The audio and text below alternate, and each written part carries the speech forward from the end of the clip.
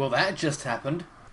Hey guys, it's the Ramos Online here, and I have a few things to explain, but I will do so at the end of the video. So in this battle, it's a pretty old one. It's against a Japanese player who challenged me to a battle, and I completely destroyed him in doubles. So I was like, you're not ready for this, I'm going to re-challenge you with my NU/UU team. So he leads straight up with Darkrai, which I kind of expected, so I lead with, I actually lead with my Pillow Swine. Why did I not remember that? Called Eno. I switched straight up into Laura, and I bet you guys who play Pokémon Colosseum are loving me right now. So obviously, the Darkrai wants to put me to sleep, but it uses Hypnosis instead of Dark Void. Interesting, and he actually nails the Hypnosis and does get some bad dreams on me. The reason I went into Laura is because I knew Laura could take special hits very well. He actually has Dream Eater, so that is a confusing Darkrai. Hypnosis, Dream Eater, and I know it had Dark Void because it did try to use it on me in the double battle, so it was really confusing. I think it even uses it in this battle. So I'm taking some bad dreams damage, and he is getting off things like Dark Pulse, Hypnosis, and I actually wake up here and go for the Leech Seed. So I'm going to be getting some Lefty's Recovery and some Leechy's Recovery, which is always good for a happy dancing pineapple. Yay! Just kind of waiting for this turn to end, with all the little bits that are happening. Oh, you done that? No, not done yet. Okay, we're done now. See, here he does go for the Dark Void. So he kind of, it's like, why did you even have Hypnosis then? I don't get it. So he's going to get that Dark Void off. I'm going to fall asleep, because I think Dark Void is like a 90% accuracy or something. So chances are it's going to hit you. It's really, really horrible in doubles. You are a bad person if you bring it to doubles. Not really, I love you. So I'm going to get some Leech's Recovery and some Lefty's Recovery, but I am still going to be asleep.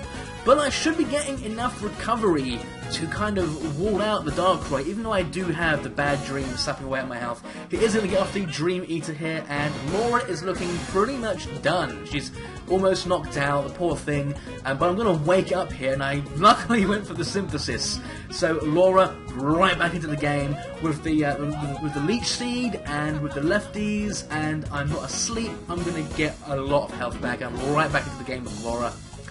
So it was pretty much a stalemate where I was slowly sapping his health away with Leech Seed, and he would have to wait a turn, put me to sleep, and then using Dream Eater to kind of combat that.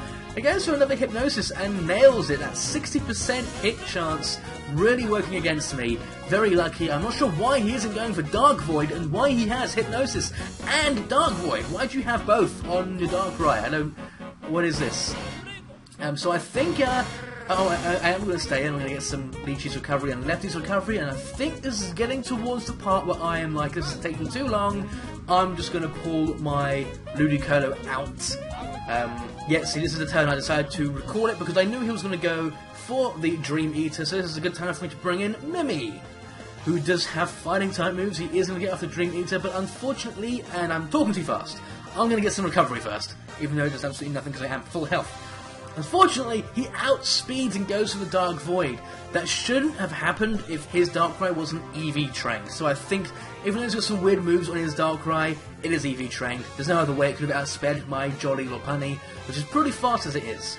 I am still going to get some... I am still dealing damage to it via Leech Seed, and I don't want him to get any recovery. So I pull Mimi back the next turn, and who do I go into? I can't remember. This is an old battle. I go for Index!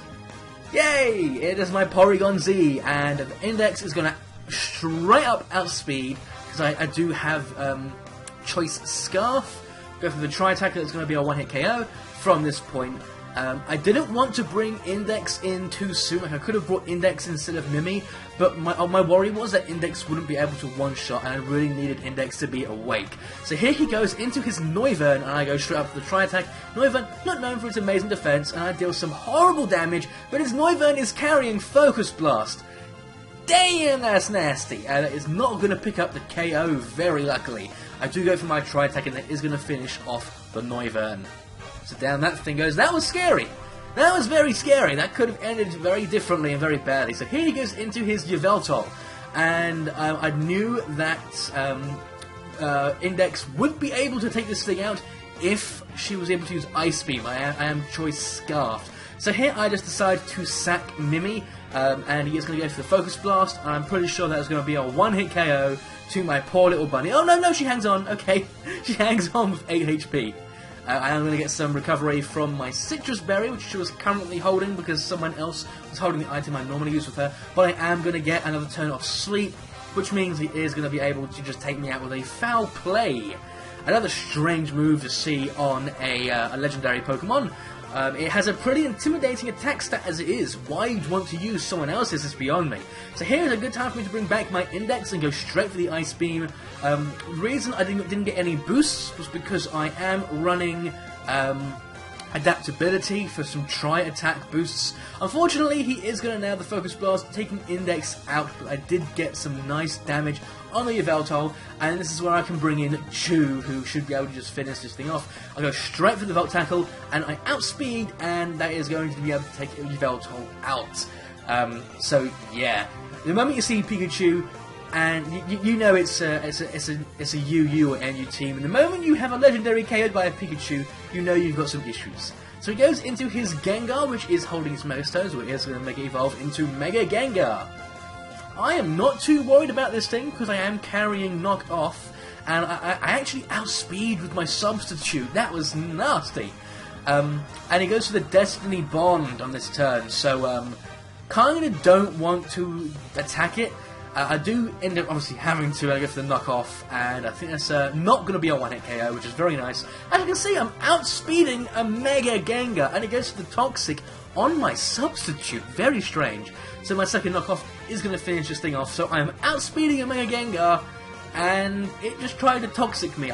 This guy must be really new to battling. I feel really bad for him, and the only reason I'm posting this video is because it was kind of fun just to see me use these Pokemon that aren't really used that much and how to be powerful.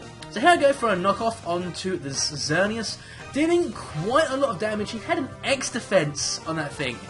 I don't think he knows what X defense does.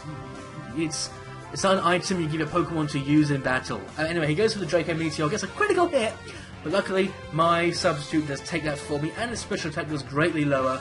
Unfortunately, he goes for the Extreme Speed, and that is going to be enough to take me out with a critical hit. Might have survived if it wasn't a critical hit, I don't know, because Yveltal's stats are very strange. Yveltal Zygarde's stats are strange. Anyway, he goes for a Land's Wrath, which is going to deal an okay amount. It was a critical hit. I go straight for the Icicle Crash, and that is going to take this thing out pretty easy. That ×4 weakness. So really strange items, attacks. He really doesn't seem to know what he's doing.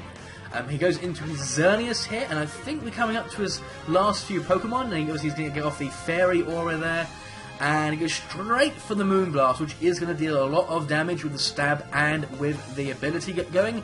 But I am going to get off my Icicle Crash, because this Pokemon is a very Piloswine with Eviolite, very tanky, and surprisingly powerful. So here I go for the Ice Shard, just to do some chip damage and get the Xerneas down a little bit more, and he goes for the Horn Leech. Not going to heal back much HP, even though it's super effective, so maybe he should have gone for that first rather than the Moonblast, but anyway.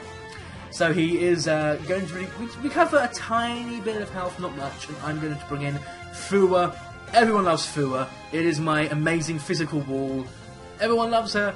So he is going to go off for the Moonblast, and I think Fua can take that. Yep, she can take it pretty well, and I go for the return, and that doesn't quite finish off the Xerneas, but it was a critical hit. And I go for the Sucker Punch next turn, and it is going to be enough to finish off the Xerneas. So if ever you weren't convinced that Sucker Punch on Furfrou was good, that might have convinced you otherwise. So I win that battle. It's not really a battle I would like to win. It's not something I can brag about winning, because the guy didn't seem to know what he's doing. But I thought it was a very fun battle, that's for sure. I actually traded him afterwards and gave him one of my shiny Gummies. I have like 3 shiny Gummies, and I like to give them out to people who I like. So yeah. So, the things I wanted to talk about. There's 3 things, and the obvious one I'm going to leave to the last, just to kind of mess with you guys a bit more. Love you, really. So the first thing is white noise. If you can hear white noise, that is my fan. It is getting really hot here. If you hear background noise, that is because my window is open. It is getting really hot here. And I'm screaming into a microphone saying the exact same things over and over again for different takes with my window wide open at like 10 o'clock. It is brilliant. People outside are probably thinking I'm crazy. The other thing I wanted to talk about is the reason I haven't made videos as regularly as I normally do for like the last week is because I've been doing a whole week of breeding. I've got like 2 Riolus, 4 Inkays, a Munchlax that took forever to nature RNG. The only way to get a Munchlax is to have a Snorlax with full incense, which means the Ditto has to hold the Destiny Knot, which means I can't pass down a nature. I've just got to breed and hope I get the right one. That took forever. I've also got a Slurpuff, and I'm currently breeding Lotads to make a 100% VGC Kalos X legal. What they called? How did I forget its name? It's one of my favourite Pokemon, Ludicolo. A Kalos X legal Ludicolo, because the one I currently use was back from when I played Black 2 and White 2. Well, actually, White 2. Yeah, White 2. I don't even remember what my Gen 5 game is. That is terrible of me. Okay, and the third thing, which you guys have probably been wondering about. That intro. Yeah. I am now partnered. That was a thing. I mean, I've been partnered with YouTube for a while now, like years.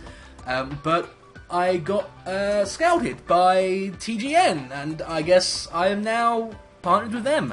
So that might be an intro you see more. You might even see a TGN watermark like this one appear. So if you see those, just don't worry about it. That is just, you know, go check them out. They're awesome, and they are also my network, I guess. Is that what we call these things? Networks? I think they are. I'm new to this sort of thing. Get off my back. So, what this means to my channel is I should be able to pump out better quality stuff, because in becoming a partner with them, I get access to tools that just kind of help me make better quality content, which is absolutely amazing. It also means my videos might come out more regularly, because there is like an awesome thing. I'm not even sure if I can talk about it actually, but it's like an awesome thing where it uploads videos for me, and it can do it amazingly well, which is much better than using YouTube scheduling, because then I've got to go and put it in the playlist myself manually, so it just kind of is crazy. It's just blech. So, yeah, I'm partnered. I guess that's all there is to say about that.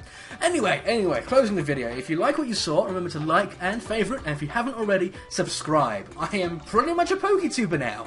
One of my next videos is either going to be a Klefki kind of safe... No, I can't say it. I'm not meant to give spoilers. A Klefki guide, or a guide to breaking Minimize. So I will see you guys in the next video.